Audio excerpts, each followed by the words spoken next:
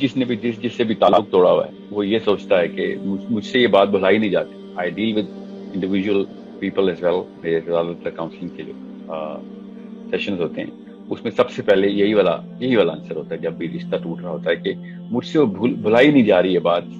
تو یہ بات آپ کو میں ابھی بتا دوں اس سیشن کے تھرو ہی کہ بھولنا آپ کے کام بس میں ہے بھی نہیں اور نہ ہی کوئی مقصد ہے بھلانے کا. Therapy is not in the forgetfulness. Therapy is in the forgiveness, not in the forgetfulness. You cannot forget about it. بھلا کے یہ کام نہیں ہوگا, نہ ہی آپ کے بس میں بھلانا. معاف کر کے یہ کام ہوگا, اور معافی کرنا احسان ہے, اور احسان جو ہے وہ رحم کے اوپر کھڑا ہے. تو اگر آپ کے اندر رحم کا مادہ زیادہ ہے تو پھر آپ کے رشتے نہیں ٹوٹیں گے, اور آپ واحد وہ بندے ہوں گے کہ جس کے اوپر زیادتی ہوتی بھی ہے پھر بھی وہ اگلا جا کے دروازہ کھٹکاتا ہے اگلے دن اس کا, کیونکہ جس نے ناانصافی کی ہوتی ہے اگر اس کو پتا ہے تو وہ ایک ایمبیرسمنٹ کی فیلنگ میں ہوتا ہے, اس لیے وہ نہیں انیشیٹ کر رہا ہوتا بات. اور اگر اس کو نہیں پتا تو وہ پھر وہ سمجھ رہا ہوتا ہے کہ آپ ناانصاف ہیں. تو جو پہلا انیشیٹو لیتا ہے, اللہ تعالیٰ کے نبی علیہ السلام نے اس کو کتنی بشارتیں دی کہ جو پہلا انیشیٹو لے گا تعلق بڑھانے کا. آپ حدیثیں پڑھیں تو آپ کو پتہ چلتا ہے کہ اس بندے کا درجہ اللہ کے نبی علیہ السلام نے کیسے بتایا کہ جب تعلق ٹوٹ رہا ہو اور بنانے کے لیے جو پہلا انیشیٹو لے گا اس بندے کی کیا خصوصیت اللہ تعالیٰ کے نبی علیہ السلام کو پسند آئی ہے. مگر ہمیں نبی کی اور قرآن کی آیتوں سے زیادہ اپنے اس انصاف کے اس ڈیمانڈ ہوتی ہے, اور ہم اپنے آپ کو اللہ تعالیٰ کے نظام پہ جسٹیفائی کر رہے ہوتے ہیں کہ نہیں میرے ساتھ ناانصافی تو میں تو آخرت میں دیکھوں گا اس کو. ایسے کام نہ کریں, آخرت کا انتظام جو ہے نا وہ بہت سخت ہے.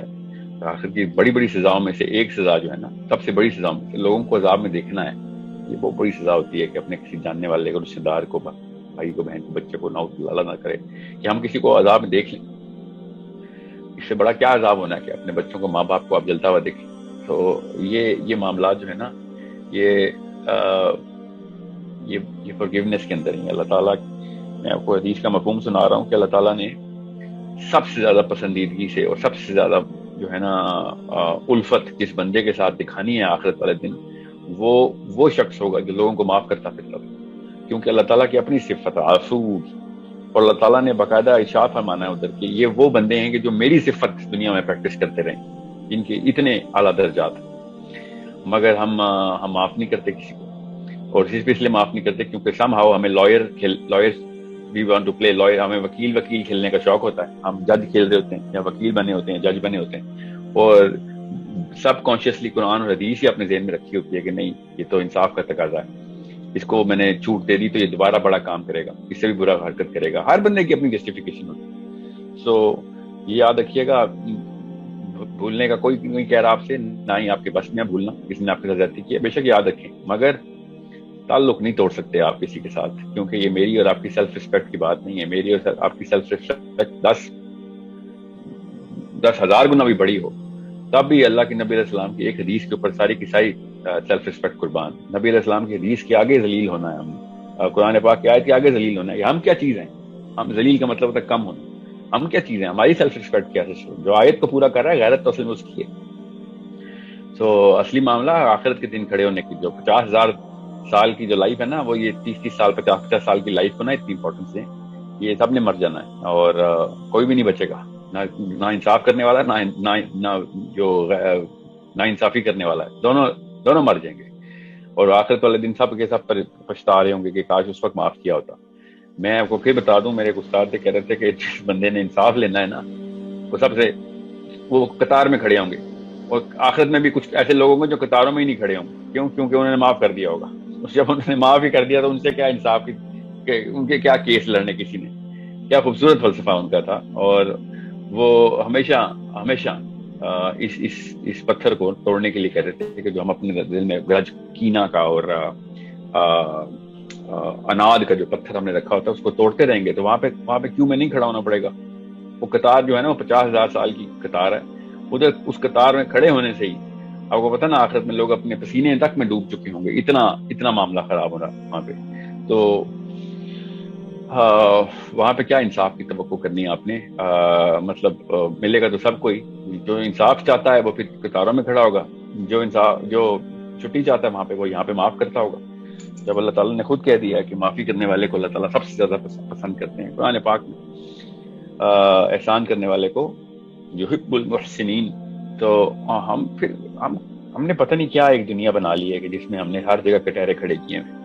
اور اپنی ماؤں تک کو پیروں میں کھڑا کر دیتے ہیں ہم. ایسے ظلم ایسا ہمارے اندر آ گیا. ظلم ہے. انصاف کا جو ہے نا تضاد جو ہے وہ ناانصافی ہے, ظلم ہے. تو ہم یہ سمجھتے ہیں کہ ہم نے انصاف نہ کیا تو ظلم کر رہے ہوں گے, حالانکہ جو رحم نہ کرے اصل میں ظالم تو وہ ہے. تو رحم جو ہے وہ ناانصافی اور انصاف کے کٹہرے کی دنیا میں نہیں آتا. رحم از اے ٹوٹلی ڈفرنٹ ورلڈ. سو میاں بیوی کی طلاق ہو جائے, ساری عمر بات نہیں ہوتی. دو مسلمان تھے آپس میں بچے بھی ہیں, بات نہیں ہوتی. کیوں؟ کیونکہ مجھ سے بھلایا نہیں جاتا. آپ بے شک نہ بھولیں, معاف کریں اللہ کے لیے. دو دوستوں کی آپس میں قطع تعلقی ہو جائے, 50 سال ہو جاتے ہیں, قبیلے الگ ہو جاتے ہیں. دو بھائیوں کی آپس میں جائیداد کا مسئلہ, بے شک مسئلہ رہے آپ کا, کس نے آپ سے کہا مسئلے نہ ہو, مگر اسلام کے تعلق کے اندر, دین کے تعلق کے اندر, امت کے تعلق کے اندر آپ نے ایک دوسرے کے لیے قربانیاں اور اشار کا جذبہ ختم نہیں کرنا. بے شک آپ ایک دوسرے سے بات چیت بھی کر رہے ہوں گے, تو نے میرے ساتھ ناانصافی کی تھی, مگر بات چیت تو کر رہے ہوں, روز کریں. اس سے یہی ہوگا کہ آپ کو اللہ تعالیٰ کے یہاں عزت رہے گی. آپ آپس میں ہم اتنا بڑا رسک لے لیتے ہیں نا کہ ایک دوسرے سے انصاف کی گیم کھیلنے کا, کہ اللہ تعالیٰ کے دربار میں بہت بڑا خدشہ ہے کہ ہماری عزت نہیں رہے گی, ہم بڑے بے عزت ہوں گے ادھر, کیونکہ کہیں نہ کہیں ہم سے بھی ناانصافی ہو ہی جاتی ہے. تو لوگوں سے انصاف کھیلیں گے تو پھر وہ والے لوگ بھی آئیں گے, لائن میں کھڑے ہوں گے جن کے اوپر آپ کی طرف سے دانستہ یا نہ دانستہ طور پہ ناانصافی ہوئی ہے. لوگوں کو آپ معاف کرتے پھر رہے ہوں گے, تو پھر اللہ تعالیٰ آپ کے بھی وہاں پہ آپ چھپا کے معاف کر دیں گے. جن لوگوں کے آپ دیندار ہیں ان کے آگے بھی تو آپ کو عزت چاہیے نا, تو اللہ تعالیٰ ہی ہیں جو معاف کریں گے ادھر.